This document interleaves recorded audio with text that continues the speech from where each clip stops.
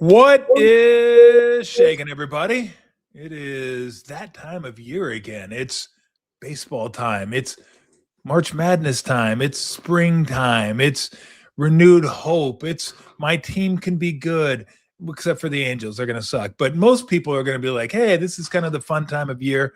Look, anybody that loves baseball loves this time of year. The companion sport is back. It's with you. It's summer's around the corner. And it's a pleasure to welcome one of my good friends. I feel like I have so many friends on the radio that I don't spend a lot of time with, but just we've talked so much over the course of the years. I've said this to Brent Jones, Dave. I just feel like we're really good friends and we never see each other. And I feel kind of the same way about you. We talk all the time, text all the time. Yeah, we don't really see each other all that much. So I appreciate you joining the show. I always have a great time talking to you. Can we change that? Can we get a little more hang time going? Yeah, let's do that. And there's no good reason for it. I mean, you're a lot busier than I am, but I'm up for that. I'm up for some meals. I'm up for some beverages, whatever they may be. Yeah, let's do that. Let's make a point of this year getting a little FaceTime. That's a good goal for the year. We can achieve that one. That's a low bar. That's good for me in goals. Like, set it pretty low. Tom and I are going to hang out a few times this year. We can do that. I like low bars, and I'm sure everybody that's watching going, okay, great. I'm glad we have that taken care of. Can we move to some baseball now? Let's do it. Let's start with Vitello. And I've said this to, I've talked to some of my friends about this. They're like, how do you think he's going to do? And I said, well, to me, it's the same as basketball. When you go from college to pro, it's not so much about the X's and O's. These guys know their X's and O's. If they're a little weak at X's and O's, then guess what? They have coaches that can help them with X's and O's, just like, Steve Kerr did when he took over. Hired Alvin Gentry, guy that did coach in the NBA before. You surround yourself with guys. Can you lead men? That's ultimately going to be whether he fails or succeeds. Can he lead men? What do you think about that? Yeah, I agree with you. And I think the early returns are really positive. Just down there for a few days now. Granted, I have been super busy, so I did not spend a lot of time in Arizona this spring. So I was calling people and getting kind of the lowdown of how the camp was going. The impression from the last few days of just being there is it was super organized. So I think that's a good sign. Again, like to your point, it's probably ultimately not about that kind of stuff, but it's better to go down there and feel like, okay, he's got some good people around him who knew exactly how to run things. He's leaning on Tingler. He's leaning on Ron Washington. So maybe that's a good parallel with the Alvin Gentry thing. Yeah. He's got some good people who really know what they're doing around him. Everything was very, not just smooth, but high energy, perky, peppy. Work was sort of the theme of the spring. All those should be a given. But like, I've been around new situations where you could immediately tell, I don't know, like, do we have our act together here? I'm not sure. And I don't think that's the case at all. So the second thing that I noticed the last few days was all the people that I trust, the Ron Wotuses, the Bruce Bocheys, the Dusty Bakers who were down there, who I saw, who I just said, hey, how's it going? And all of them, without me asking specifically about Tony, were like, this guy's the real deal. He's authentic. He's not faking it. The players like him, but he's serious about the job. And they were all really positive about him. And again, it wasn't like kissing up or sucking up. Or just it felt genuine to me. So we'll have to see how it plays out. But I think the personality part of it has immediately translated where he's got the respect of the room. Now, that will be tested big time when stuff goes wrong, when there's adversity, when make tough decisions, especially with veterans. I think one of the flashpoints of any time a college coach comes to the pro level is when you have to tell a pro who's been doing it for a long time and you haven't been there, hey, you lost this job, or you're not doing this, or you're not good enough. Is the answer, okay, I respect your opinion, or is the answer, what do you know? And does that start to infect everybody? I don't anticipate that happening at all. I think a big thing, Tom, is Buster is fully behind Tony, and it's going to be hard for even the most accomplished, highly paid players on this team or any team. If Buster's standing behind this guy, Yeah. my guy, he's in charge. I don't know where you turn in terms of like if you get disenfranchised or feel like you're not being treated fairly. That was a rambling answer to say I think Yeah. the early returns are good about that exact issue that you're talking about. The personality should translate. I think he's going to do a really good job. Yeah, I would say leadership number one. Number two, if I could give any new manager, coach advice, I would say this: share the credit, wear the blame. That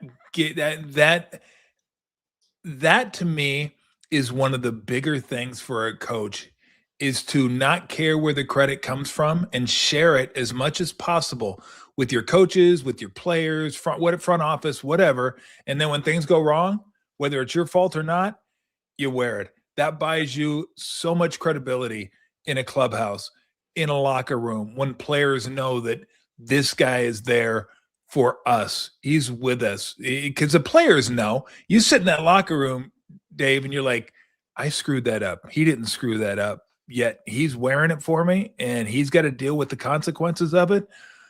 That a lot of goodwill is created by doing that. And if you can be a manager and do those things, boy, you get guys that'll go out there and play for you 162 a year. Yeah, totally agree. And probably the first time I talked to Tony the whole offseason it was just a phone conversation, but one of the first things he said was, a lot of attention is going to be paid to me this year just because of the newness of it and what a big story it is. And he said, I think that's good. He said, and it was the exact same point. Maybe not exactly taking blame, although I think he's going to be willing to do that. But I think his point was like, the more all the focus is on me from the outside stuff, the more the players can just focus on what's important for them. And so if it's just a distraction of attention and Tony becomes a big sort of talking point of the year, as long as it's not him trying to take credit, which I don't think he's going to be doing, as long as it's just more like, hey, all the questions and all the interview requests and everything are coming into the Giants with this guy, I think the players are going to appreciate that, where maybe a little less burden of that stuff on them and a little more on him. Biggest concern going into this year? I would say the biggest concern for me is pitching depth, starting pitching depth specifically. Look, the bullpen is definitely a question for sure. Yeah. But I do have faith. I think there is a tendency that if you have enough options, you can figure out a bull. Now, sometimes that's wrong, and sometimes a bullpen can torpedo a really good season. But I still believe that it's the easiest place to adjust on the fly and try new stuff. And you do get it. And there are lots of examples, even from just the last couple of years, of that happening with the Giants, where Doval isn't doing well. So here comes Walker, and Taylor Rogers is doing great, or Tyler Rogers is doing great. One of the two, you put them in the ninth inning. That doesn't go well. You can mix and match and figure that stuff out, I think, as it goes along. The starting pitching thing's a lot harder to work around. And I would say, especially early, where guys aren't fully built up, the schedule's brutal, man. The first 6 weeks. Yeah, it is. God, it's so front loaded. And, you do get some extra off days. I think the Giants have 6 off days before the end of April. That helps. That helps you lean more into your core guys that you know what you're getting from. Look, every starter that's in the opening day rotation pitched really well in the spring, looked really good, looked strong, looked healthy. But a lot of those kind of backup options, depth options, didn't have that kind of spring. And that's where I think, if somebody goes down, it's going to be immediate scramble mode, and that's not a fun place to be. So that's my number one concern. I think if they stay healthy relatively with the starters, upside on this team is pretty good. Yeah, I know. I agree. And to your point, what Dave's talking about is Yankees, Padres, Mets, Phillies, Orioles, Reds, get a little breather with the Nationals, maybe, Dodgers. And then it's just like I mean, if you can just survive that early on, give yourself, around 500, I think you'll be good to go. It's interesting, Dave, because last year, I feel like I said I feel like we're in the upside down because last year was like, oh, look at all the pitching depth. Look at all the young pitching depth this team has. I wonder how the offense is going to be. Now it's the pitching depth. The offense, I think this is a really, really good lineup. I looked at Arizona's lineup, I looked at the Padres lineup, and while they may have like a better 3-man middle of the order, like Machado, Tatis, and Merrill, probably better than what the Giants have to offer. Corbin Carroll, Perdomo, Marte, probably better than what the Giants have to offer, maybe. But the fact that they can get Devers, Adames, Chapman, Jung-Hoo Lee, Arise now that they got in the lineup, Ramos, this is as long as the lineup has been in a long time, and I think the offense is going to comport itself well this year. Like, that's not a worry of mine. Like, the offense to me it should be fine. To me, I'm with you. This is about the pitching. Yeah, and they have depth options too on the offensive side. If stuff goes wrong on offense, I mean, if you get an injury to somebody, Casey Schmidt is there. The Giants are very confident in his ability to help. You got some outfield depth with guys who aren't going to make this team, and we don't know who. You and I are talking here a couple days before they have to set the roster, so we're not totally sure. But they had a bunch of guys have good springs and look like capable athletes who can play out there. Like, that makes you feel really good because you will have attrition as the season goes on. You will. On the position player side, I feel Bryce Eldridge didn't make the team. You know, if the Giants were not this deep, they would have probably had to force the issue with him and just get him in there and let's start the learning process at the big league level and just see where it takes us. They have the ability to not do that and let him get a few more reps. What does he have? 60 games at AAA. So this, that to me is a good sign of organizational health. And it is amazing. Just to step back a little, your big picture point is so true. Like, from 18 months ago, it feels like the roster is just almost entirely flipped. I know. And really, you and I were probably talking about it last year. Like, how do you get 8, 9 starters? Like, of that group that we were talking about, there are about 3 left. It's just incredible how on the pitching side you need to just generate more volume. And I would say, even like bigger picture Giants, all the young talent that we saw in spring training, and there was a lot of it. Part of the reason why the Giants went 19-9 in the Cactus League, which means absolutely nothing other than, to me, when the games flipped and, you had the line change in the 5th or 6th innings, the Giants were better than the other teams. Yeah. And a lot of that is the position players in the minor leagues are really good. The Giants have a lot of talented players in the minor leagues, but they don't have a ton of pitching depth there either. So it's big league pitching, it's pitching depth all the way through the organization. That has to be a priority now going forward to beef that up. Well, I mean, the last 3 years, if people that follow baseball didn't know this, you learn it more every single year. They're prospects until proven otherwise, and especially pitching prospects. Yeah. I mean, pitching prospects, who the hell knows? Now, I don't know what's going to happen to Kyle Harrison, but he was like the number 2 prospect in baseball, not the Giants, in baseball a number of years ago. Now, I fully expect him to win a Cy Young because he's with the Brewers now. And you just go to the Brewers, all of a sudden you're good. I mean, I don't know what the Brewers do. They wave that fairy like dust over you. Like, hey, you're fantastic now. You're a Brewer. Like, who would have thought? But no, like I even last year going into the season, Dave, I was like, okay, look at the back end of the bullpen. They're good. They got Duvall.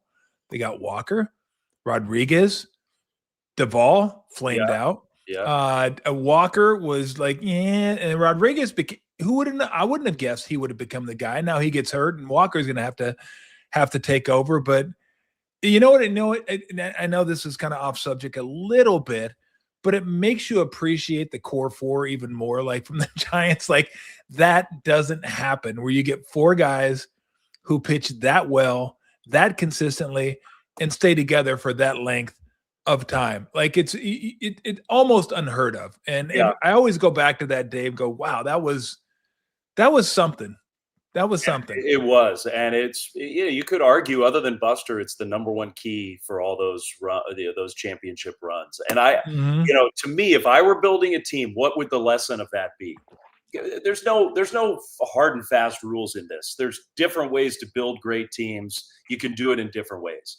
But on the pitching side, I would really be like, maybe you have to draft and develop your ace, maybe you have to get a Yeah. little lucky with that. The Tigers certainly didn't think they had an ace in Tarek Skubal when he was a 10th round draft pick or whatever he was. Yeah. Like, he turned into one. So maybe you got to get a little lucky on that front, although, picking the right guys in the draft helped the Giants over the years. But I would lean hard into veteran pitching. And I would, just the stability of those four guys that you're talking about, it was so valuable. And it wasn't that they were always perfect, but you just kind of knew year to year, all right, we got our core guys in the pen. And that's hard to do with the younger guys. I mean, the example from last year is absolutely perfect. Doval, Yankees. Tyler Rogers pitching for the Blue Jays. Rodriguez hurt, out for the year. Birdsong hurt, out for the year. Kyle Harrison on his second different team after leaving the Giants. So you got Landon Roop and Ryan Walker left. That group of sort of like homegrown bullpen and starters. You've got two guys out of 7 or 8 left who are going to, at least at the start of the year, help this team. Just a crazy amount of attrition. Whereas I think, if you sort of lean into the track record side of things, and that's why it's expensive to do. But dedicating some cash to finding pitchers who have a track record of staying healthier and performance it's a pretty good security blanket. So the outfield defense should be much better with Harrison. Yeah. I mean, he's going to cover so much ground, and he's much better suited to center than anybody they had.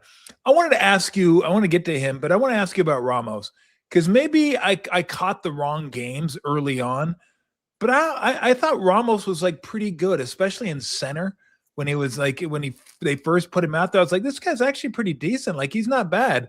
And then I watched him last year and left. I was like, God, he's not good. Like, I don't know what happens. Like, I don't know if you can lose your confidence in the outfield. Like, you don't trust your reads and you get caught in between. Like, I don't know, but I think he'll be better this year. But what do you think happened last year? Unless maybe he was never as good as I thought he was. But I was like shocked at his defense in left field last year. I do think there's something to the right field, center field versus left. I think there's something to it.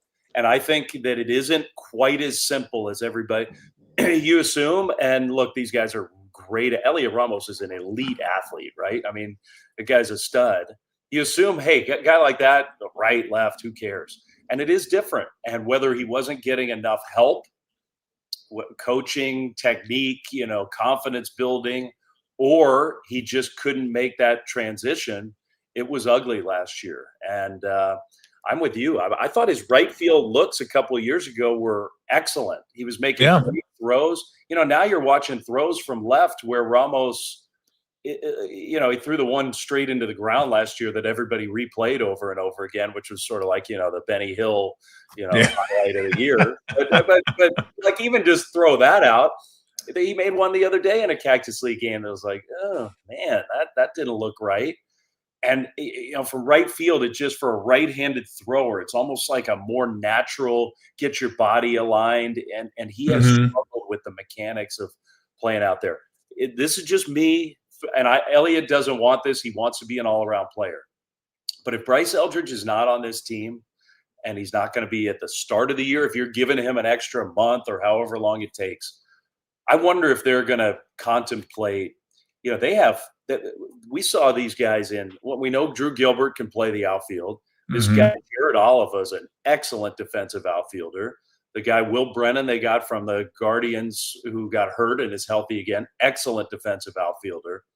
Like, I wonder if you might not lean in a little bit to Ramos as the DH early on and try to throw your best group out there and see what happens. Maybe I'm totally off base with that, but I'd be tempted to do that early.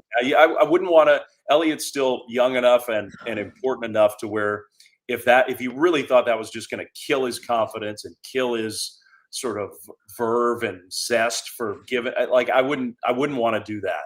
But if Elliott was willing to do it, I would really consider, because I think it's a huge key for the Giants this year. Got to be way better out there. Bader's a big step in that direction, but here we go, Bader's hurting, and Bader's track record is a lot of injuries. And I love him as a player, but here we are about to start the season, and the hamstring is no guarantee for being in there on opening night, and that makes me a little worried. Does the offense? I think the offense can be fine, but I think it goes kind of the way Devers goes. Like I've talked about Jung-Hoo Lee, talked about Adames, Chapman, all those guys. Like I feel like I'm kind of burying the lead. Like they got one of the best offensive players in the game. Like they went out now. I know there are those that are like, well, it's a long term. I don't care about the length of the contract. I don't care about 4 years from now. I care about now. This guy can rake, and putting him in. This is a guy they haven't had in a long. You may be able to say they haven't had this type of guy since Barry. Is he Barry? Of course not. But I'm talking a middle of the order guy that you just stick in there against lefties, righties, and go do your thing. That's the type of guy they have. And if he has the type of year I think he believes he can have, and people believe he can have, boy, it's gonna be interesting to see what this offense does, because this guy is legit blue chipper. Legit. But blue chipper is a good way to put it. Like you have a handful of guys in every sport who are kind of at a different level, and that's what he's been in his career so far. They need that version of him. And last year they got it for stretches. They didn't get it for the whole time. But last year was such a tumultuous year from him. I think I'm with you. Like sometimes we overanalyze this stuff. How much can we get out of this guy or this guy? A lot of it is, can your high level talent perform? And Devers is the highest level talent they have on the offensive side. If he has a monster year, the Giants are going to the playoffs. I feel 99% sure of that. Like if Devers has his superstar kind of year, 35 home runs, 100 RBIs, 400 on base average, hitting a bunch of doubles, fearsome in the middle of the order, Giants are going to the playoffs. So I don't know if you were doing the games. I watched like a couple innings maybe of spring training until I said, "The fuck are you doing? Yeah, there's got to be something else on." But I did notice the automatic ball strike. I'm like, well, how much is that going to affect Patrick Bailey, and how much is that going to take away his superpower or whatever, framing pitches? I watched 2 innings, and I saw one frame the pitch, automatic ball strike, barely caught the strike zone, and it was a strike 3. So, which I think ultimately you're going to use your automatic ball strike calls on strike 2s. And I was like, well, maybe that is something that the Giants will have with Bailey that other teams won't have. His knowledge of the strike zone, he'll be able to know what a strike is and what isn't a strike, and maybe get those calls more so than other catchers. What do you think about that? I don't know if maybe I'm reading too much into it, but this guy's so good. I'm like, maybe this is going to be his advantage now. You and I could. I promise we won't spend a long time. Maybe later in the season we will, but we could talk about this a lot. There are a lot of layers to this thing, and it's to me, it's one of the number one questions about the early part of the season is, how's this system going to work? How are teams going to use it? Are teams going to use it differently? How are the Giants going to use it? Yeah. After watching spring training, like you, if I were the Giants, I would be very tempted to tell everybody else on the team, don't you even think about it. Maybe at the end of a game, if we still have a challenge or two and it's the 8th or 9th inning in a big spot, I think I would be really tempted to just let Patrick Bailey be our team challenger. And he, to me, and I think scouts in watching the Cactus League and watching in Florida would agree, like, who was the absolute best in spring training at being right and knowing what was missed by the umpire? It was Patrick Bailey. And it's funny because this system came into place and everybody last year, you remember, is this going to take away Patrick's value? Yep. Yep. The framing is so much of all the war and all the advanced metrics and all that. Is this going to make him like a less valuable player? It's possible that it's going to make him a more valuable player. It is possible. Crazy. Like because you have infinity of these things. Like each team gets 2 challenges, but if you're right, you don't lose it. So in theory, now for the game, I kind of hope it doesn't play out this way. But in theory, if the umpire, while the Giants are pitching, misses, let's say, the Giants throw 150 pitches a game and an umpire gets 95% of them right. There still might be like 7 or 8 pitches in a game where if Bailey is as good as he looked in spring training, what if he gets all of those to go in your favor?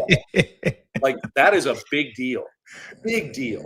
So, I am fascinated to see what the Giants prioritize and how it plays out. But just watching him do it, if I were in charge, I'd be telling everybody else, we have a secret weapon here. Let's not mess this up with some dumb, I think, oh, that was low. My feelings are hurt. And then you lose. Yeah, exactly. I wouldn't do it. And the pitchers, to me, would be off limits. Pitchers cannot challenge. I would not let them challenge. I can't wait to hear if they're calling the game. Bailey, 16 for 16 tonight. It's possible. I hope it doesn't happen that way, because I have to admit, the whole pitch of this system was unobtrusive. You won't think about it. You won't even notice. It happens so fast. And now that we have the microphone on the ump, the guy does this, the ump turns around, he looks at the camera or press box. The Giants are challenging the call of a ball. Then the graphic comes up on the video board, and there's like a little moment of ooh, it's kind of fun, but it took a lot longer for each one than I thought. And if you times that by 15 a game, I think I'll be tired of it real soon. Yeah. So anyway, that's kind of a different discussion about whether this is really good for the game or not. But just Giant specific, what if they walked into with this system an even bigger advantage than they already have? Yeah. It's actually possible. Well, there's going to be unintended consequences. There always, sure. always are. And you and I have spent the last few years railing against the unintended consequences of replay review in every sport, and taking away the fun of last game, game-winning shots or touchdowns or whatever, and taking away the flow of games. And there's been so many unintended consequences, and there could be again with this system. Yeah, and I'll stick by what I always say, Dave. I just want the Don Denkinger play to not happen. Give me the obvious. I don't need everything to. There are those that want everything to be right. I don't need everything to be right. I want the game to flow. I want to have an entertainment value that goes along with it. And I feel like we get too caught up into, well, if we're going to do this, then we should do this, and then we should do this. And if we're going to get everything right, let's do this. I don't need everything right. Just fix the egregious stuff that we all look at and go, oh my God, Jim Joyce, Galarraga should have had a perfect game. That would have been easy. Look at it, boom, we're done. We're moving on. 30 seconds, we're good. So I don't know that this is going to affect the game like that.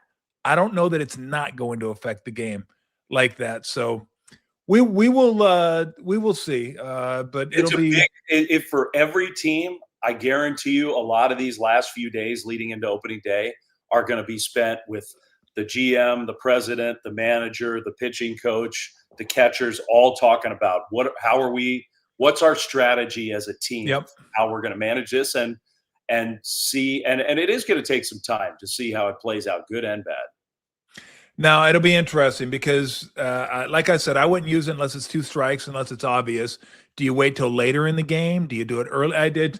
So it'll be fun. Hopefully, it doesn't wear off 2 months into the season. We're like, man, this sucks. Can we do something else? I don't want to do this anymore. I know. And I will say this: in spring training, the moment of truth when they put that thing up on the video board, the fans do go, whoa, like there is like there is a game show element almost of like, so I don't know. I think it's possible that in stadium, and maybe if you're at home watching on TV, radio might be a little more challenging for us. I don't know if I'll go into full Bob Barker mode when these things are coming up. But like there's a little suspense that gets built in. Maybe it'll be fun. Maybe. I don't know. It's a ball. Oh, dang it. How many times can you lean into that? Probably not that many.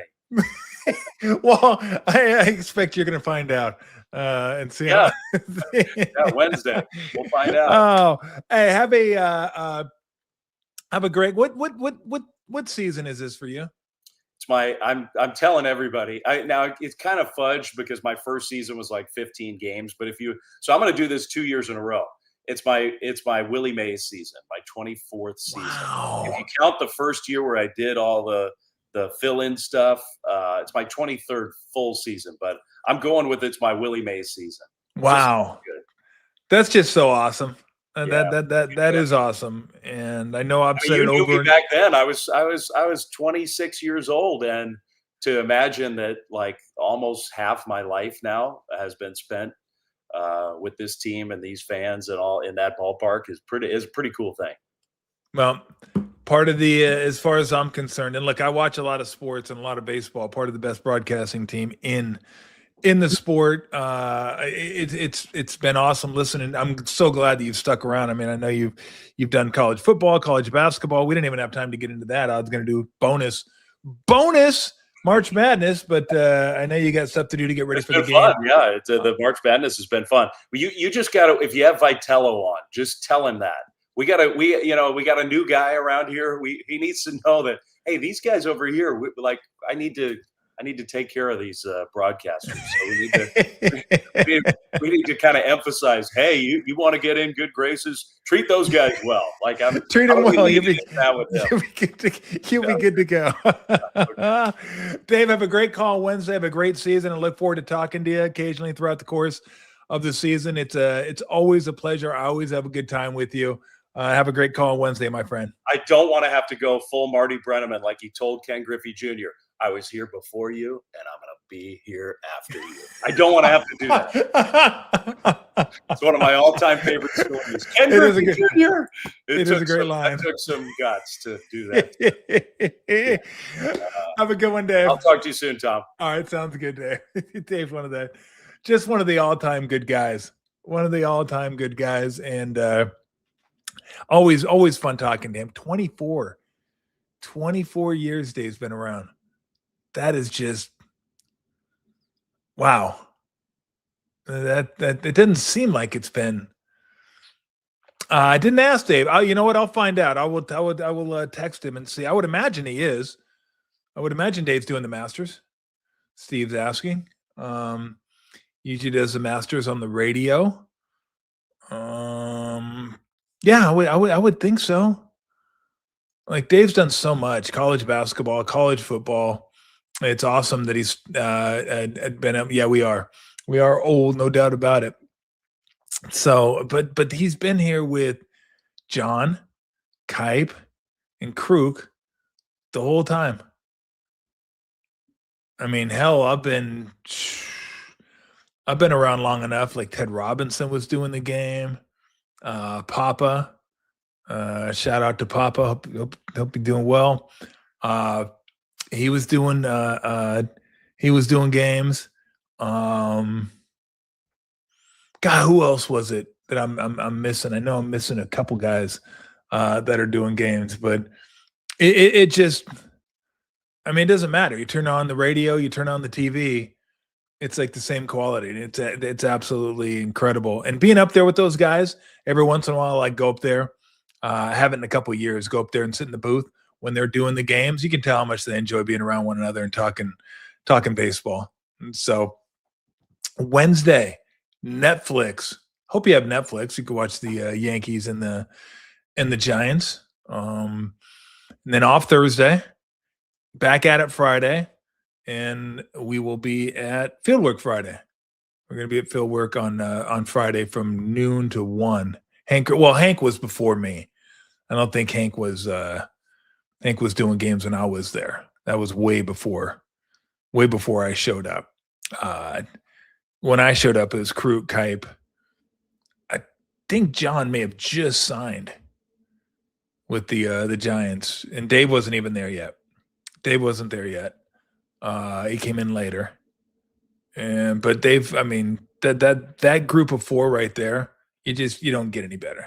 You do not get any better than those guys, and all good guys too. All really good guys. My buddy got a kick out of being in Anaheim. We were down in Anaheim. He's a huge Angel fan. So we're both Angel fans, and I wanted to take him to an Angel game. And I did my shows from down there when the Angels were hosting the Giants, and did the show from the broadcast booth. And after I did my show, they would come on and do the broadcast, and me and my buddy would sit up there and watch the game for maybe an inning or so, and then go sit in our seats, grab a beer, whatever. And he got a kick out of John calling the game as on the radio. And I think John had shorts, like mid-thigh shorts, and a Tommy Bahama shirt that had a massive tiger on the back of it. and my buddy got a kick out of that. He goes, "He's calling the game like that?" I go, "Yeah, I would too. It's radio. No one can see you. No one can see you. I wear shorts when I'm doing the games. People can see me up in the broadcast booth, so you wear a collared shirt or a hoodie or something like that. But you're on radio, and no one looking at you. See my face? That's why I'm on radio." So, and the last question was field work at Oracle. Yes, we're going to be at China Basin. Correct. Noon to 1. So come on by. There you go. We'll give out some tickets. I'm going to have some Warrior tickets because they're my tickets, so I know I can get those. I'm going to see if we can get some Giants tickets too to give away. But show up, do a show, talk a little baseball, and it should be a great day. I think it's going to be close to damn 70 out there. And then I'll hang out, probably watch a little of the Giants game, and then get a Warrior game later on that night. So it'll be a full day for me. Full day of show and Warriors whiz. The Wizards. That'll be my trivia question. If you want tickets to go to a game, name the Wizards starting lineup. It won't be now because I've told you, but no one would win tickets. I can't do it. I had no idea who the Wizards starting lineup is. And the Warriors just played them not that long ago. I have no idea who the Wizards starting lineup is. So, but we'll give away some tickets. We'll have a good time. And so we're going to do, I want to do some more kind of remotes at field work. Just get out, hang out. Weather's going to be good. Maybe during the, see what the Warriors do for the playoffs, NBA playoffs, stuff like that. We'll get out and we'll hang out. That Friday will be our second time we did a field work remote with Ray Ratto. Speaking of Ray Ratto, I need to get Ray over here. I need to get Ray in the backyard. Been a while since I've talked to Ray. We'll get Ray over here. So Friday, field work, 12 to 1. All right, coming up, we're going to talk to Susan Slusser. Get her take on the Giants and see what she thinks. I'm usually a little more optimistic than most, but I think 85. Maybe if the offense gets going, maybe upper 80s. Pitching collapses a little bit, lower 80s, 80s somewhere. Let's call it. But there's no reason they can't compete with the Diamondbacks and the Padres for second. They're not.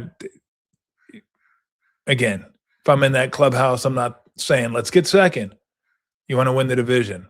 It's the Dodgers. Dodgers can lose 5 pitchers, they'll get 5 more and they'll win. It's amazing.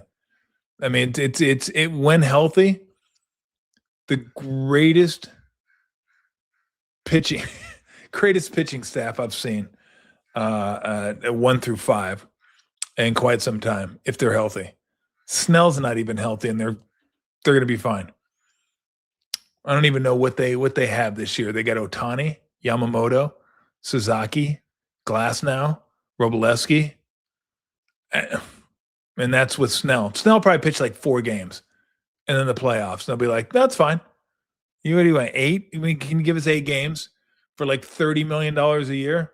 Yeah, okay, we're good with that. We're totally fine with that."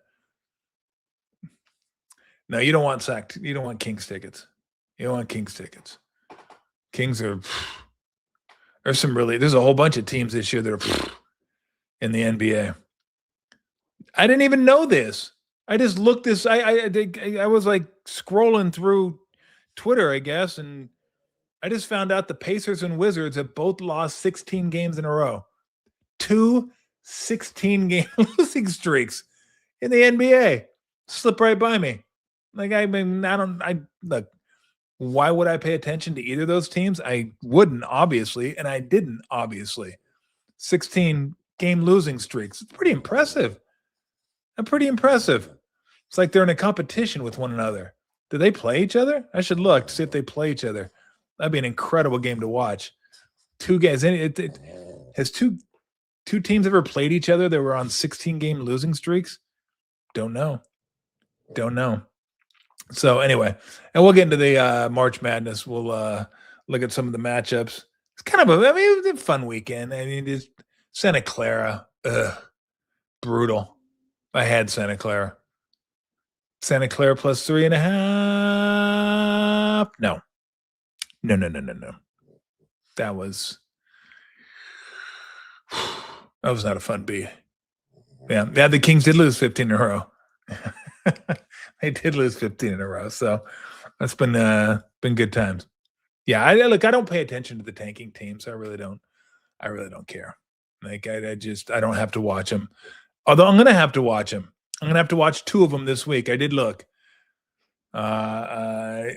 Nets and the Wizards.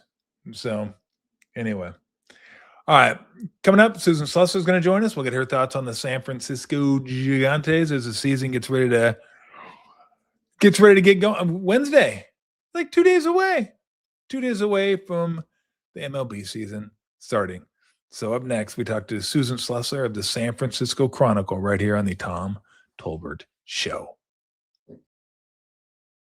What is shaking, everybody? I'll be damned. It's baseball season again. They just keep on churning, don't they? Yeah, football, basketball, March Madness, and it's baseball. It's like, oh my gosh, it's here again. And I'm glad it's here again because I'm ready for some baseball. And it's been far too long since I've talked to one of my favorites at the San Francisco Chronicle. She covers the Giants as well as anybody, Susan Slusser. Susan, hey, Ben.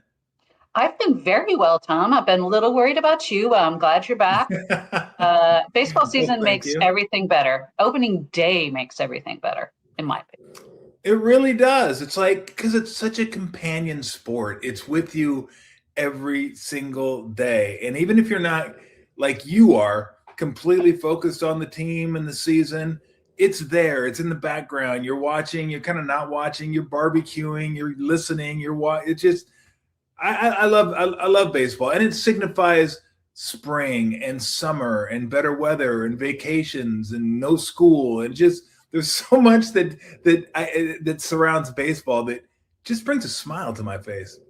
Yeah, and this year it's the Yankees. It's at home. The Giants almost never open at home, and it's on Netflix, and it's the very first game of the season. Like, this is a huge deal. Like, fantastic. It's the only game, right? It's the only game. Yep. Netflix, so that's kind of wild. Netflix apparently is flooding the whole cove full of Netflix branded kayaks. So I don't know what that's going to be about, but that's some good marketing because if I don't know if you know this, Rafael Devers absolutely demolishes the Yankees. He's got the most home runs of any active player against the Yankees. So there could be some balls in the cove. They could get some good shots of that. I wouldn't mind seeing a few of those. Well, let's the off season to me, there's a lot of stuff to get into. The big story was the Vitello thing. Is it Vitello or Vitello? Vitello. Okay. Where he was like playing junior sleuth trying to figure out who leaked information when it's like, and people are like, bro, just let it go. You're the manager of the Giants now. Don't worry about Tennessee anymore. I thought it was kind of a fun story. Like, it was kind of interesting, like why he cared so much. I didn't think it really amounted to a whole lot and told me a whole lot about him. What about you? Well, it was interesting. I will say, just in general, the first couple of weeks, there was a lot of Tennessee talk, a lot of SEC talk. And, we get that. Like, he's acclimating. He's still learning his team. He's learning Major League Baseball. And that's an ongoing process. That's still going on. But the last few weeks, it's been pretty much all Giants. Yeah. Thank goodness. But that, when he sat down and sort of started talking about how upset he was about an erroneous report, when he was still deciding whether to come to the Giants or not. The report was that he had accepted it already or was leaving for sure, kind of thing. And it wasn't the case. It was one outlet sort of hinted at it. And then I think some Knoxville outlets went a little nuts with it and assumed that it happened. But he really had not. He was still talking to Tennessee at that point about, what they were, Anyway, I can understand why he was upset. My main thing with the whole thing, and it was unusual. You seldom hear 4 months after the fact a big league manager talking about his old place. Yeah, that's fine. But we in the media, and you've been on both sides of this, Tom. We want people to be themselves. We want people to be honest. We certainly like people to be colorful, and then when they do it, we often rip them for it, which I don't understand. I want people to say what's on their mind. I had no problem at all. A lot of people were texting me because I happened to be sitting next to him. And when he sat down and he said essentially, like, when did you think I was coming to San Francisco? And I answered, and people were like, was he mad at you? He was not mad at me. Thankfully, I did not have any sort of reports that he was coming that day that he was on his way. But he is very honest. That's one thing in the 6 weeks of spring training, I could say. Buster had talked about how genuine and authentic Tony Vitello is. It's one of the reasons he was such a great college recruiter, like one of the all-time great college recruiters in any sport. But he absolutely is genuine and authentic. He's not polished like some longtime big league managers are, or guys who are high profile players and then managers tend to come in and they know the right things to say. They will give you sort of what you need without giving you anything really important, without saying a whole lot. You see it in the NBA too. Oh, yeah. I mean, they know how to handle. If you ask a question that they don't really want to answer, they're very good at turning it around a little bit and answering the question they want to answer. Mm-hmm. Tony Vitello doesn't do that. He says what he thinks. He rambles a little bit. I'm fine with that too. Sometimes the rambling is very interesting. So I like it. It's unvarnished. Yeah. I hope he doesn't turn into a super polished big league manager too fast. He will eventually. Yes, they all do. Susan, I could sit here and you could give me a random press conference from just about any sport and I could answer them for you. I mean, I've heard so much of it. It just, my favorite is the GM from any given sport. Well, look, we're going to listen to anything. We're always trying to make our team better. So if we can make our team better, we'll think about doing it. All right, moving on. And they're not wrong. It's just, okay, I've heard that before. Yep. Here's what I wonder about Vitello. Because everybody was saying, is the game going to move too fast for him? There's so many games in a big league schedule. And I told people, I go, look, that to me has very little to do with his success, because from a basketball standpoint, guys that go from college to pro, they know the game. They know the X's and O's. They can handle just about anything. Can they handle men? Can they lead men? And that ultimately is going to come down. That will decide his fate one way. Can he handle those guys after a tough loss? If he makes a mistake, can he stand up in front of them and say, look, this is my rationale. This is what I was thinking. Here's what we're going to do. That's what you have to be. These guys know their stuff. And if they don't know their stuff perfectly, they got a bunch of coaches who know their stuff. They're going to be fine there. Can he lead men? I don't know if you can get a sense of that, Susan, in the time you spent with him. That's usually something we'll find out. But that is 90% of it. Do these guys buy what you're selling? Can you lead them? Well, that was one of the selling points, I think, when the Giants hired Tony Vitello, was he's a great leader. He's a great communicator. He inspires people. Now, I will say, when you're such a great recruiter, and these are guys you've brought in yourself, like that's a little bit of a self-selected data point. Like these are guys that you chose yourself. They came because of you. Of course, they're going to listen to you. A big league manager does not have that luxury. He is not picking the team. He is not developing the players himself. So, and they're not 18, 19, 20. These are grown men, some of them in their 30s. From what I saw during the spring, everything was positive. The players really seemed to respond to him. We don't care about spring training records, but it was very good. Mm-hmm. The thing to me was they played well, especially the regulars. They seemed prepared. The defense is better. The lineup is better. They were very aggressive, especially on the bases. The outfield defense, which was so terrible last year, was so much better and aggressive, which you want to see. So I think he does seem to be making a difference. And the coaching staff, look, they got Ron Washington, who's one of the greatest coaches and a former manager of all time. He's inspiring as well. I don't think there's no shortage of people to lead, but Vitello's calling the shots. Shows you how bad the Angels are. Ron couldn't even fix them. Anyway, I don't want to go down that rabbit hole again, because we'll get another season, Susan, where you have to lie to me and say, Tom, I think the Angels are going to be better than you think they are this year. No, they're not. Moving on. Okay, let's talk about where the Giants are. Because I remember, and this isn't a ding on Farhan, because I liked Farhan. I liked the conversations, and I genuinely think he was much better than people give him credit for. But I did get the feeling at some point, like, you're the Giants. You're not the better version of the Tampa Bay Rays. You don't need to find a better 37th guy or a better 38th guy or a better 39th. Not that there's anything wrong with that, but this is the Giants. Like, I remember in 2000, Susan, when I was like, oh, they own all that land behind the ballpark too, and when they pay the ballpark off, they're going to have tons of money and they can just spend and spend. Like, I thought they could be the Dodgers. Maybe not the Dodgers or the Yankees, but close to it. I wonder if Buster, reading between the lines, I feel like Buster feels like that. Like, we're the freaking Giants, okay? We're going to go out there and sign people. We're going to trade for people. This isn't going to be like, okay, let's try to – I don't even know if I'm making any sense now, but I feel like you guys Giants should be one of the top 5 or 6 spending teams. They should be one of the Giants. They have the money to do this. I'm assuming you think Buster feels the same way? Well, I couldn't speak for Buster, but I certainly feel like that. They do have the resources to spend more. Buster's not only their top baseball executive, he's in ownership. He's been pretty clear that when he goes to the owners with an ask, they back him up. They're willing to do it. So maybe he needs to ask a little bit more. I don't know.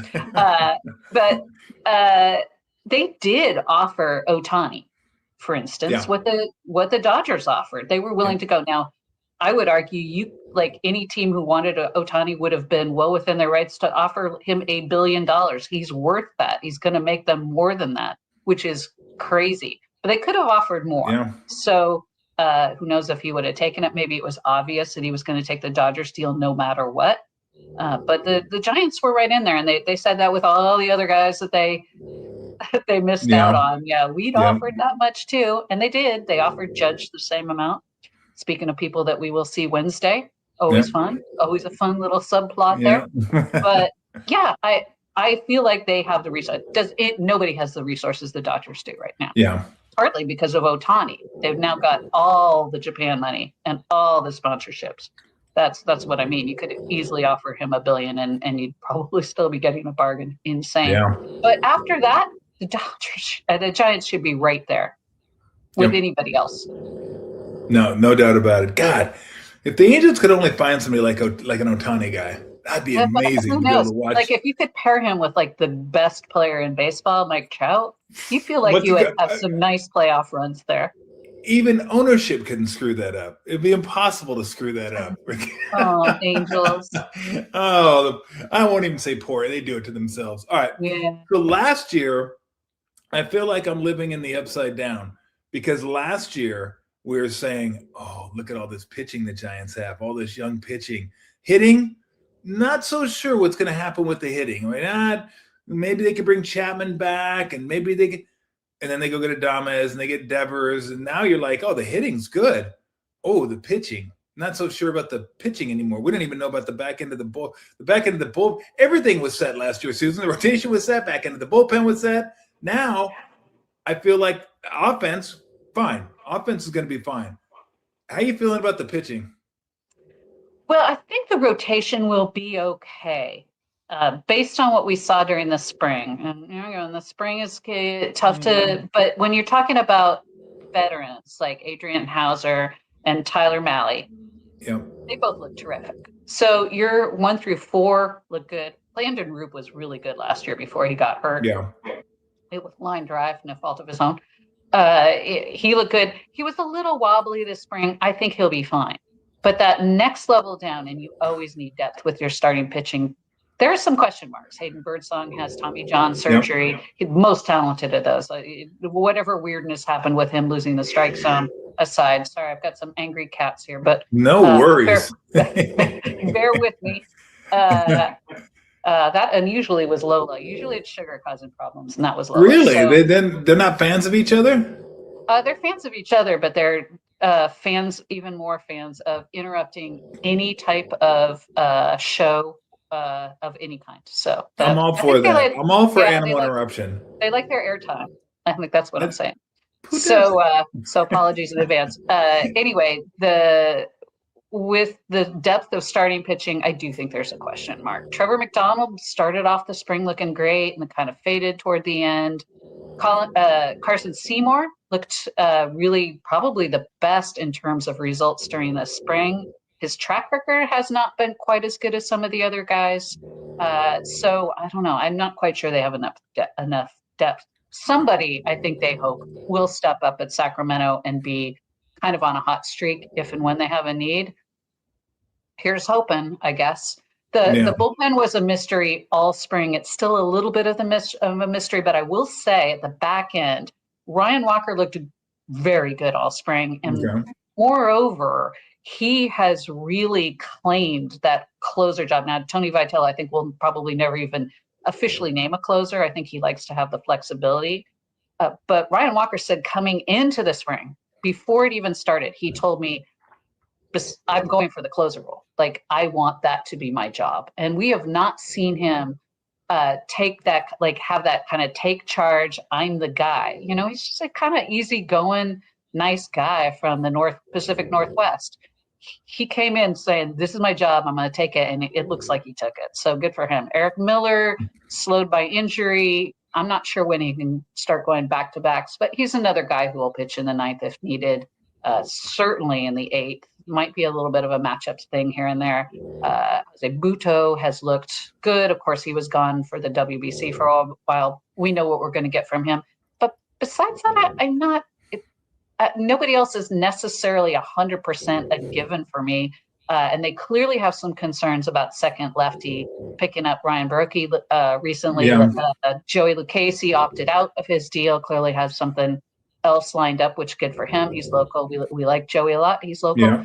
But they have some concerns there. And against the Yankees, you certainly want your guys from the left side to be ready. I always hated playing that game with Farhan. Like, we're not going to name a closer. I'm like, oh, what is he going to turn to dust if you name Duvall your guy? I kept Duvall closed. I forget how many games. Can't we just say he's a closer, please? And finally, I think he did after about a month, because I asked him every single what's this game we're playing? You need to just stop with that. Yeah. I was going to ask you about go ahead. Yeah, I think things change, right? And some managers are like that too. I don't want to say something too strong because it could change. I think people understand. Most baseball fans understand. If you say, for instance, a guy has a hamstring strain and he'll be back in 3 weeks, that might change. If you name somebody your 4th starter and he goes a couple of weeks and is terrible, and you change, it changes. It changes. Your closer can change. Now, that can be a little bit more of a hot button topic, right? It's the sort of things that people like you and I write about and talk about. The closer, we've got a closer problem. Maybe they're trying to avoid that. Maybe they're trying to avoid pressure. But clearly, Ryan Walker is very happy to be named the closer because he announced he wants to be the closer. So if he's the closer, go ahead and tell him he's the closer. Tell us he's the closer. That's what he was working toward, and he did a really nice job doing it. Well, if you're a player and you got problems with pressure, you're probably not going to be closing very long anyway, so it doesn't matter. You touched on the outfield defense, which was rough last year. Bring in Harrison Bader, and all of a sudden, poof! Look, your outfield defense gets amazing, like much better than it was last year. What are they looking at? They're looking at Jung-Hoo Lee in right, Bader in center, and then they're going to rotate a little bit in left, depending on pitcher. How do you see that playing out? I think it's Elliot Ramos. I think they have just starting 3 out there now. Bader's got a little bit of a hammy thing. Vitello was optimistic he'd be ready to go Wednesday. Hamstring, I mean, it was tightness. It wasn't an outright strain, but I mean, you never know. So I'm leaving the option open that he might not even open on the roster, but he probably will. Anyway, he's a very good center fielder. The thing to me, like Elliot Ramos was terrible in left last year. He would tell you he was very unhappy with the job he did. He'd regressed, and he said, like, I was so much better last year. He has dedicated himself to improving. He looks so much better. And what they're trying to do there is much like what they're doing elsewhere. They're being so aggressive. This is a team that is going to go after every fly ball. You think you should, right?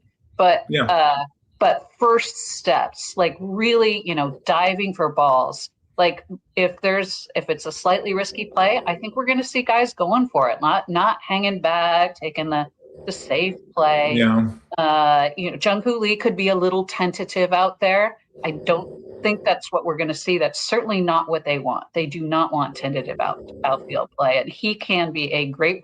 He made a tremendous catch for Korea in the WBC, like all out. So if that's what we see out there, they're not just going to have a league average defense. It will be better than league average. And my gosh, that's all they needed last year. There's your extra 2 or 3 wins to get into the postseason right there with better outfield play, because that outfield cost them games, no doubt about it last year. So I thought I was thinking maybe Ramos might be the DH on occasion. Will he play DH? And if he does, I know Devers will probably be DH at least some. Who's in left field if Ramos is a DH? Or if Ramos, let's put it this way, if Ramos isn't in left, who's in left? The 4th outfielder. They've got some options right now, right? The biggest question mark is probably Luis Matos, because he's out of options. He is not a good defensive player yet. Maybe he will be at some point. But he can hit. He's out of options. To me, I would love to see him go someplace where he can play every day, because he has shown he's not ready to do that at the big league level. He's not a 4th outfielder type. He can't adjust to sitting on the bench for a couple of days and then getting a start and performing well. And the defense isn't good enough really to warrant that. Jared Oliva has been an absolute revelation this spring. Crazy story. He didn't even start on his high school baseball team. He walked on at Arizona. He got a cup of coffee with the Pirates 5 years ago. He hasn't played in the big leagues since then. Last year, he was bouncing all over the minors. He played in the Dominican. He played in Mexico. He's 30, and he can play all 3 outfield spots beautifully, and he can run. He is fun to watch. And given the fact that Vitello and Posey have talked so much about wanting to improve base running and really cause chaos on the bases, this is probably the guy you want. So will he get some starts on left? Sure. Let's say that. If it's him, and I'm not guaranteeing that. And what the opening day roster sometimes does not reflect what the actual final decisions are, because they've got a little leeway with those 2 days off. They could leave a starter off the roster to start the season. So we might not really know, but man, I hope Jared Oliver, like I'm not supposed to root, but I would love to see Jared Oliver on that opening day roster. He deserves it. He's been so fun to watch. I mean, everyone in the place will know he's this kind of guy. Will know he's going. And he'll take second on one pitch, he'll take third on the next pitch, and score on a sacrifice fly. So Gerard Encarnacion is probably, DH first base along with Devers. Devers will get the bulk of time at first, I think, but he'll DH now and then. The DH spot is not. If it had been Bryce Eldridge, who will be up at some point, obviously not starting with the team. Everybody's freaking out. Yeah. Now, Bryce Eldridge is probably a DH. He is not as good a first baseman as Devers is. He's not as good a first baseman as Encarnacion is. If they can figure out a roster that has both Encarnacion and Eldridge, which is a little iffy. But I think if Eldridge is not on the roster, the DH spot becomes kind of a place where you can give guys a sort of a semi-day off. They don't have to play in the field. Maybe get somebody else in the field who's a better defensive player, or a matchup that you like. So I've got no problem with that. I like it when teams are a little bit more flexible at DH rather than just having one guy who's clearly just not really a fielder. Yeah. How's the Rise defense been during spring? We've barely seen him because he was gone so long with Venezuela. Talk about a great story. Yeah, it's so fun. He can hit. He will be better at second because of how's his defense? He can hit. Look, every scout that came in said categorically the Giants will have him at DH about 2 weeks into the season. I don't think that's true. I watched Ron Washington turn Marcus Semien from a mediocre at best shortstop into a very good shortstop, and now he's a Gold Glove second baseman. He works wonders with people. So is Arise going to be a Gold Glove winner? He says he wants to be, and what a great goal. The odds are that that's not going to happen. But if he is even close to league average, if he is not going to hurt them at second base, that's all they need. That's it, because the guy gets on base. And talk about somebody else. It's fun to watch. This is why their lineup, assuming full health, their lineup is sneaky good. I think people might be overlooking. I agree. Them. No, I totally agree. Now, I'm going to be in the minority on this because I would like to see Jung-Hoo Lee leading off and Arise batting down in the order. Because I remember when Arise was playing for the Padres, I hated seeing him come up with guys on base. Hated seeing him come up because so many times in baseball now, Susan, you get guys on third, one out. You can't count on a strikeout. There's a decent chance you can get somebody to swing and miss it's just baseball the way it is. This guy doesn't strike out. I always hated him up because I knew he was going to put the ball in play and force the defense to do something. Now, I'm sure they're going to lead him off, but I always liked him like in the maybe not traditional fifth or sixth spot, just because when you get guys on base, that dude's going to make you make a play. I mean, he's a wizard with the bat. Well, I think they want Jung-Hoo Lee to be that kind of player, and they think he can be. And I think if it's kind of reversed, that works too. I like Arise leading off, or maybe him second. I want him at the top. I want him somewhere near the top, just because I want him to get more at bats, because he's going to get on base. I want Chapman and I want Devers hitting somewhere near him because he's going to be on base, and they will drive him in. I like him up top somewhere, and I think that's probably where we'll see him most of the year. But Jung-Hoo Lee had a very nice spring, and seems like kind of a new guy's heart, a very strong way of saying it, but he looks different this year. He looks comfortable. He looks much more comfortable. Spring, throw out all the numbers, but the vibe is very much confident. I belong here. I know it. He had a full off season. He's coming off a good WBC. I think he's going to be fine wherever he hits in the lineup. And man, good problem to have. Do we hit Arise or Jung-Hoo Lee leading off? I mean, Willie Adames can do it. They've had lots of guys who can handle that leadoff spot, and I'm pretty good with all of them. And all of them. I was about to say all of it. All of it.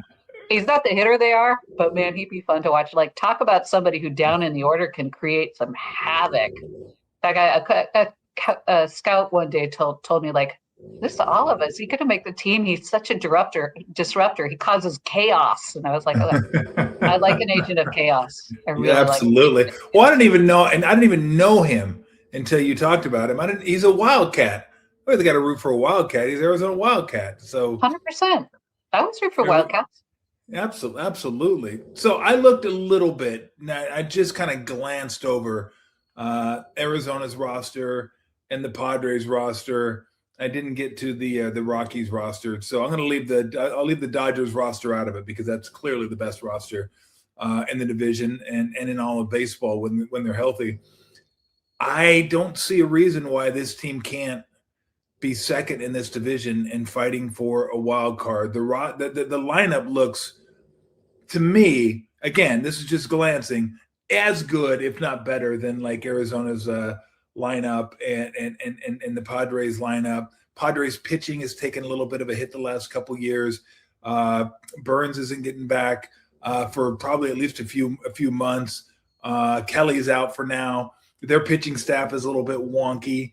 I look at this team and I think if the pitching holds together and the back end of the bullpen holds together, I see no reason why this team can't be, second in this. And look, nobody in that locker room shooting for second, and that's not the way athletes work. But from the outside looking in, I don't see a reason why this team can't get to 85, close to 85, 90 wins, be a wild card, and be second in the division. I don't know. How do you see it?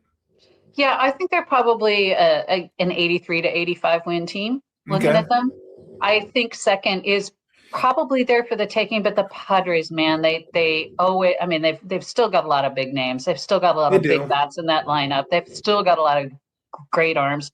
They've got a general manager who is always willing to wheel and deal and figure out something. Yeah.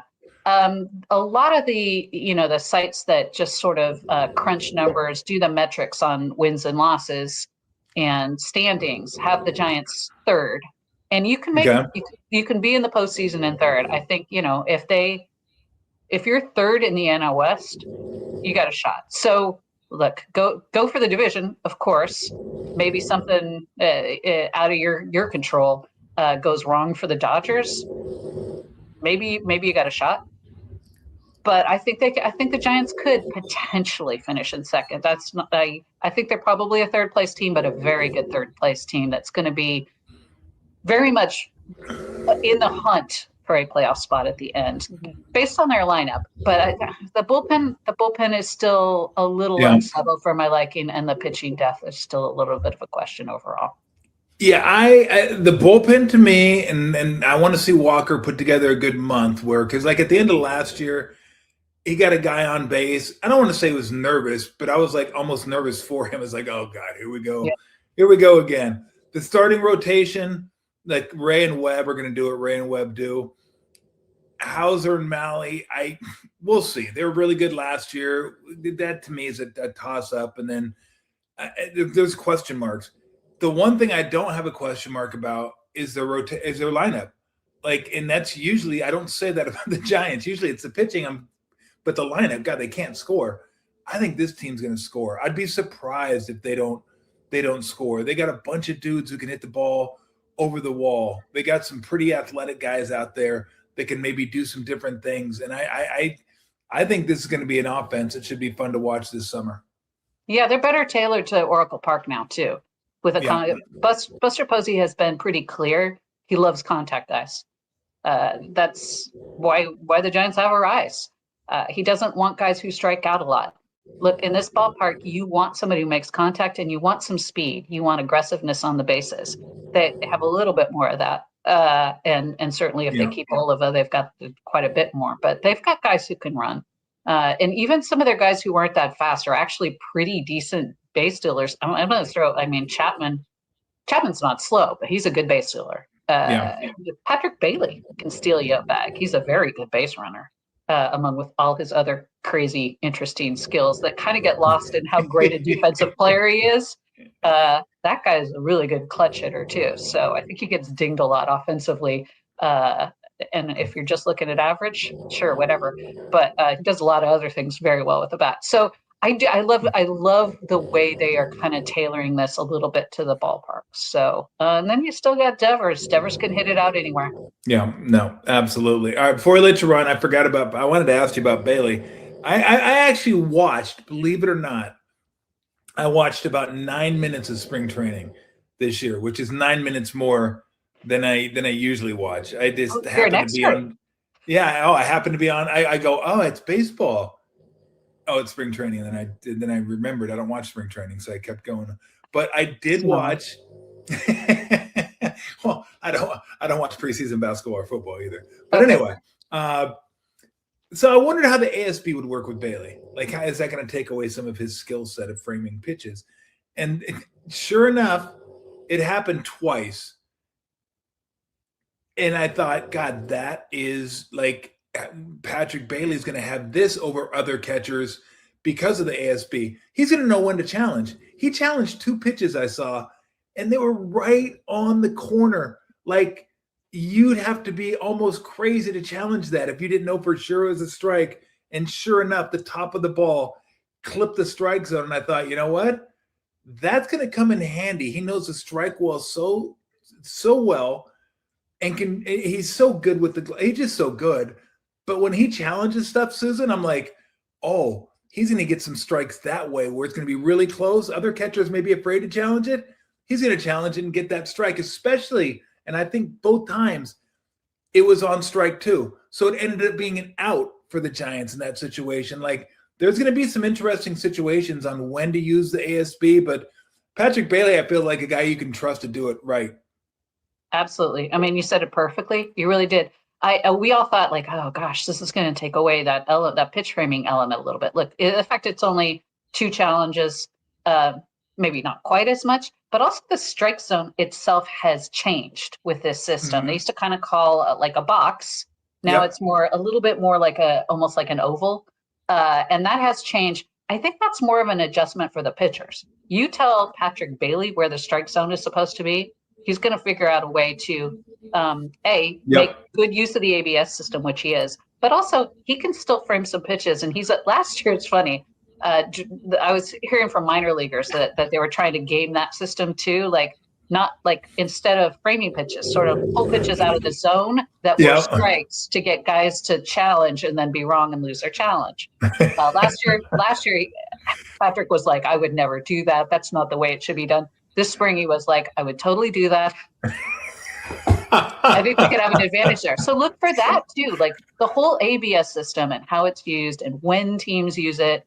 And do you hang on to one for later in the game? And when you've got one left late in the game, how do you use it? Do you use it in a big situation, the 7th, 8th, 9th? Do you wait until they're 2 out? Does it depend on where you are in the lineup? Yeah. You know, do you want your big boppers coming up? It's really going to be interesting to see all that. But as much fun as all that's going to be as watching Patrick Bailey maybe trying to game the system every once in a while. I would say this, and I'm curious to get your thoughts on it. I wouldn't use it unless there's 2 strikes, and I'd like to use it if there's 2 outs. I may, depending on who's up, who's coming up, and the situation, I may be willing to say, you know what, if we can get just 1 out, let's get 1 out, put it in the bank and go from there. But for the most part, I'm not using it unless it's 2 strikes.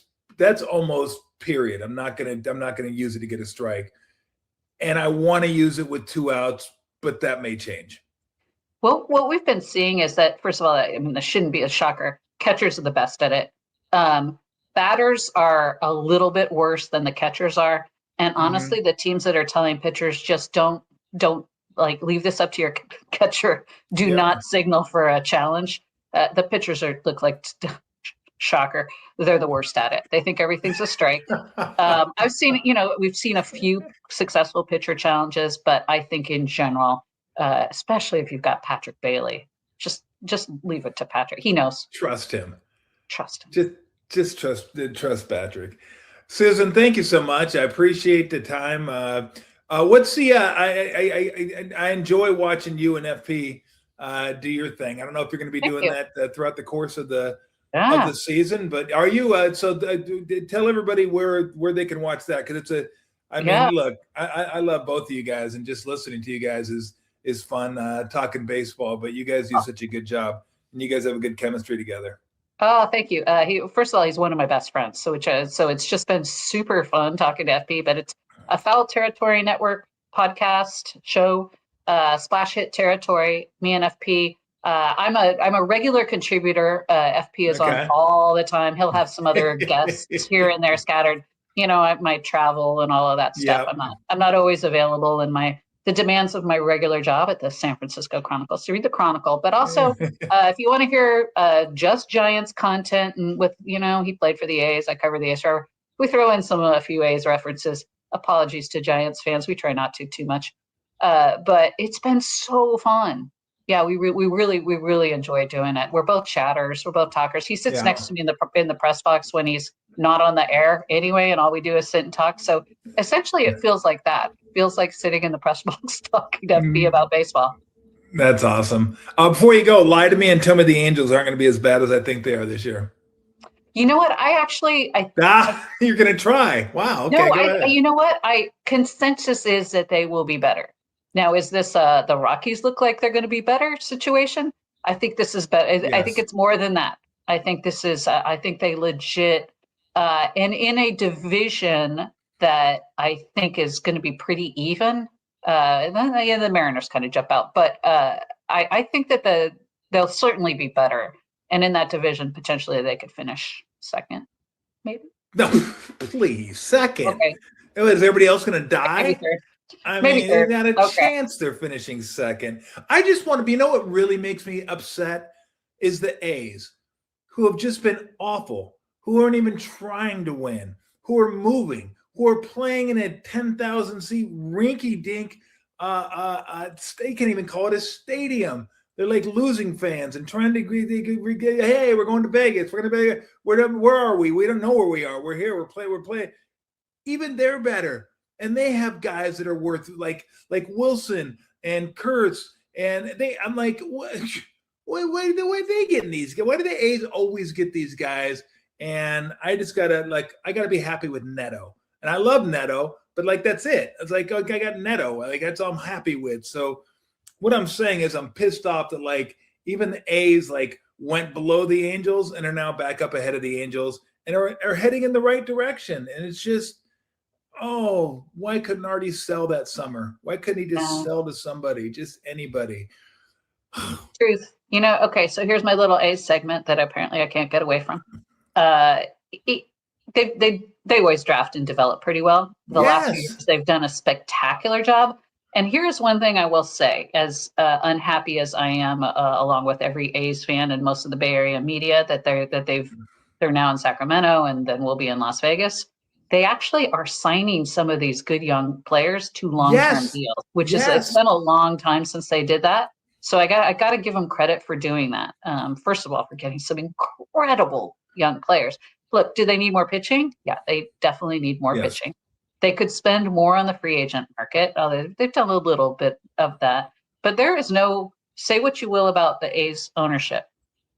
The front office remains just one of the best in the game, and all the staff and the personnel, it's all the same people who were in Oakland, and it probably will continue to be.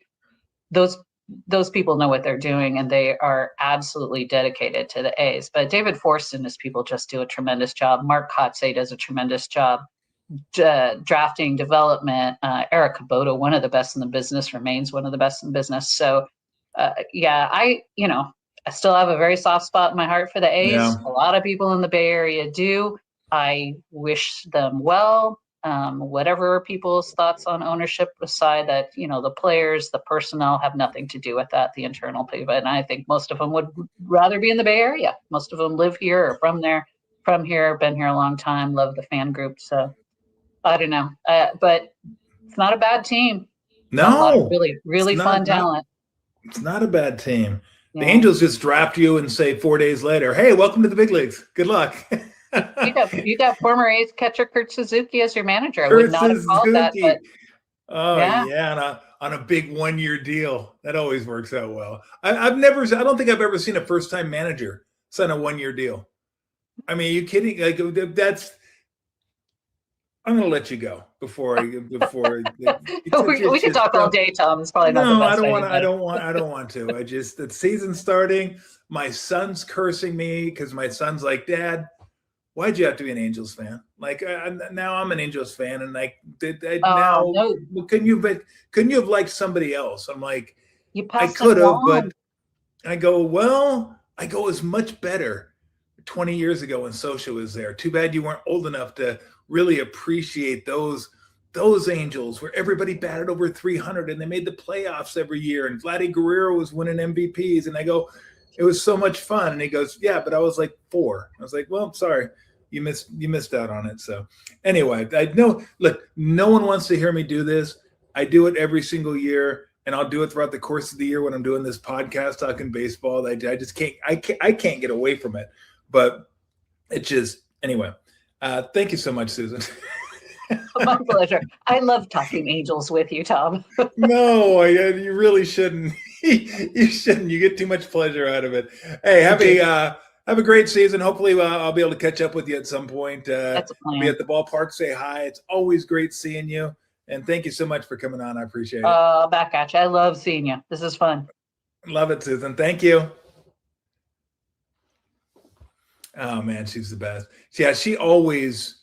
Every single year, that was like a capper to the conversation. She tried to convince me the Angels were going to be better than they were. Like, Tom, I could see them finishing. No.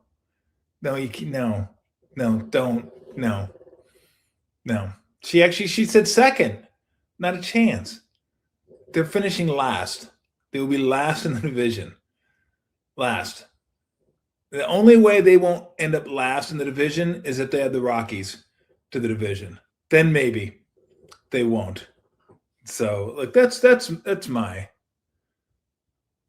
deal. And again, if you're listening to this, you're just gonna have to put up with it occasionally.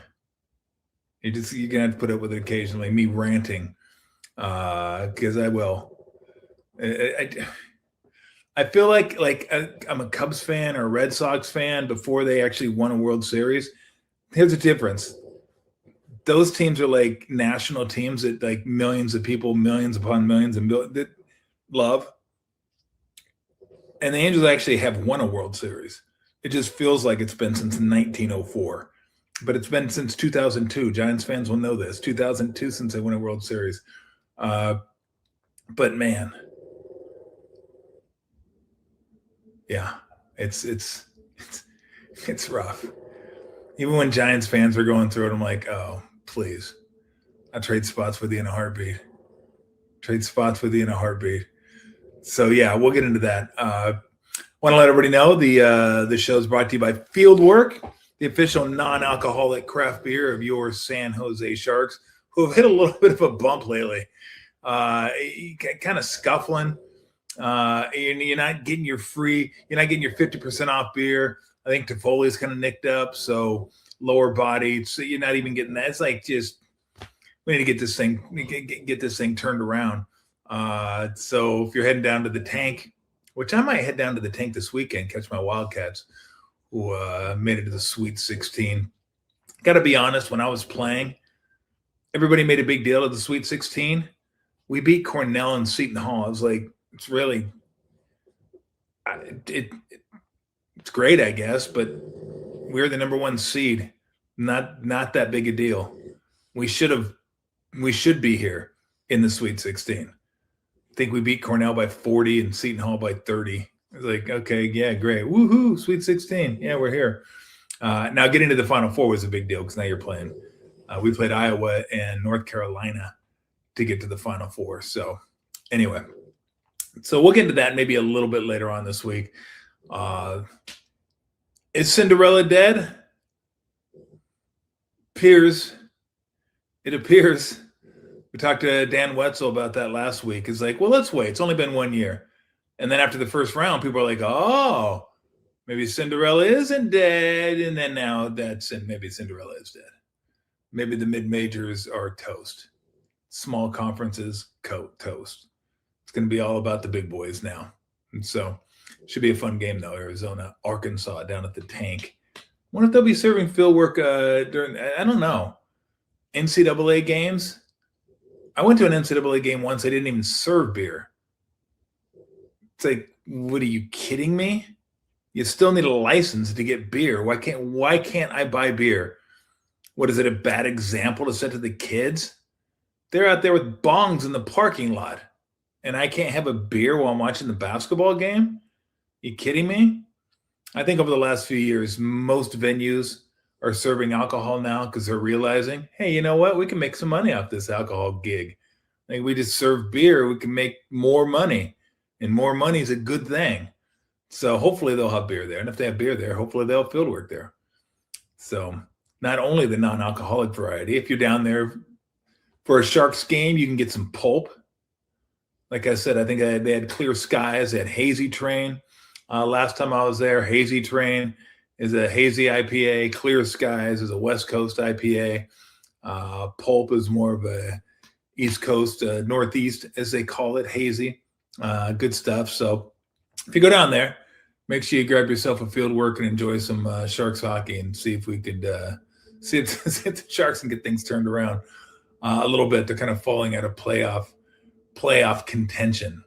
And so everybody have a great day. The rest of this week, by the way, I'm not sure exactly what we're going to be doing guest-wise. Now, I know for a fact, and if you want to come out and join us, we'd love to have you Friday. Friday, we're going to be at Fieldwork in China Basin, right across from the ballpark. We're going to be there, I think. What is it? Can you throw up the I don't know if we have the our little logo, not the logo, but the screenshot. There we go.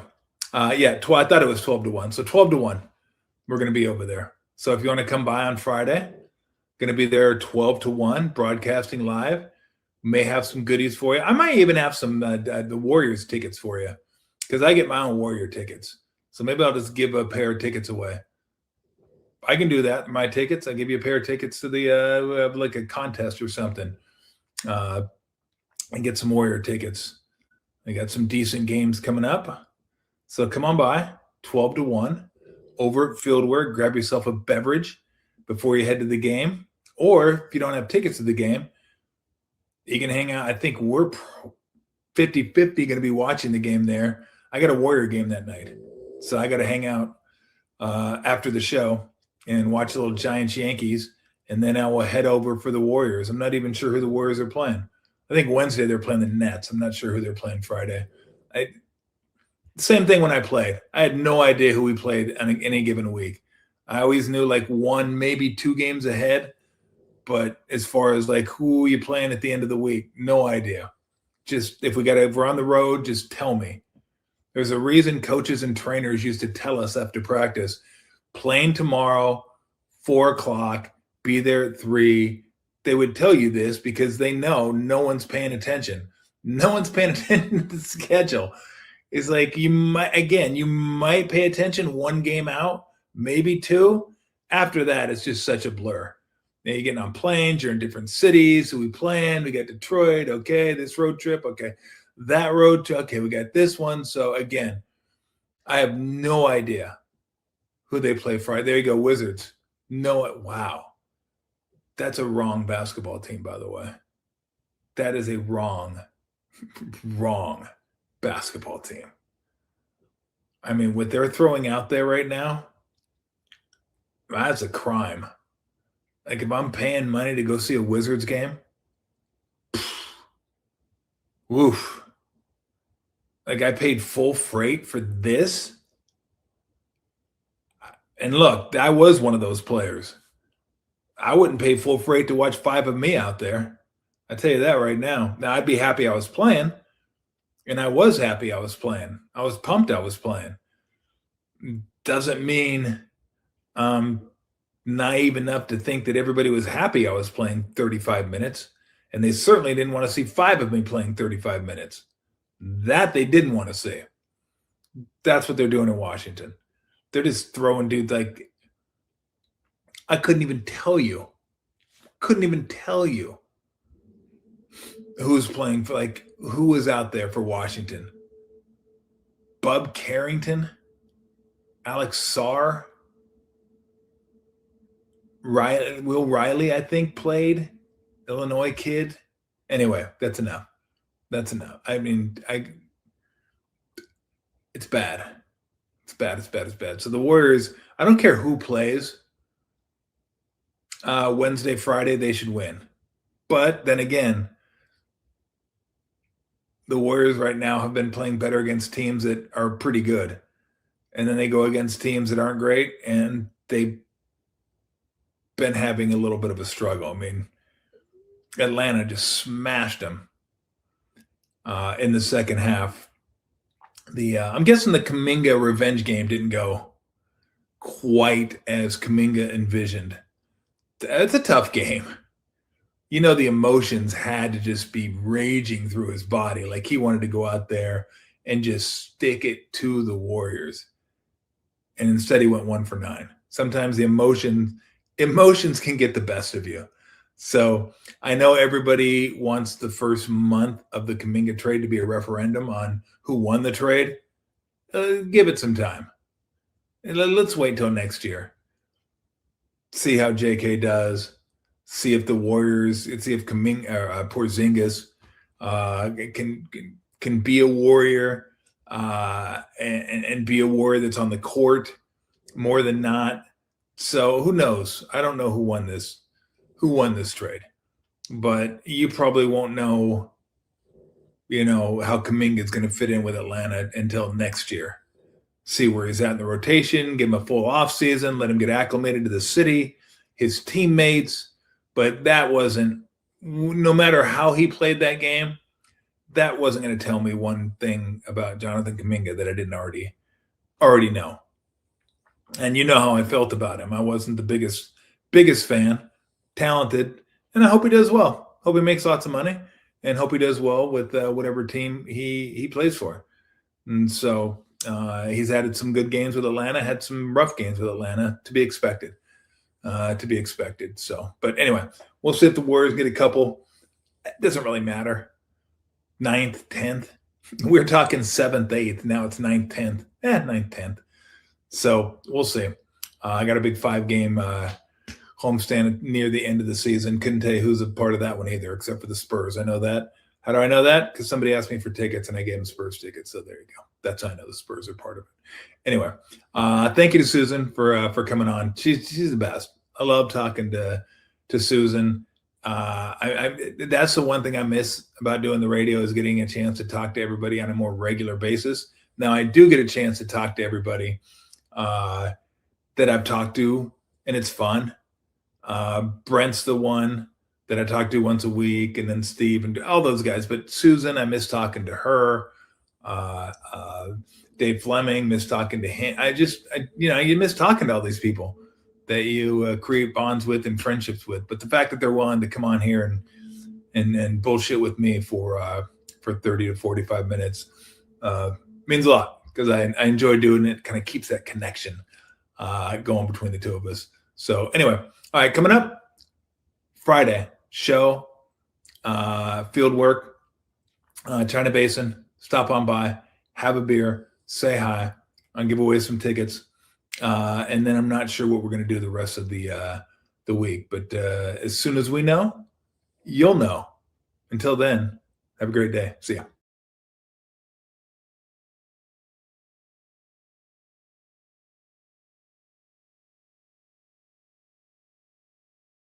And remember this, Tommy T, cash and tickets is what it's all about.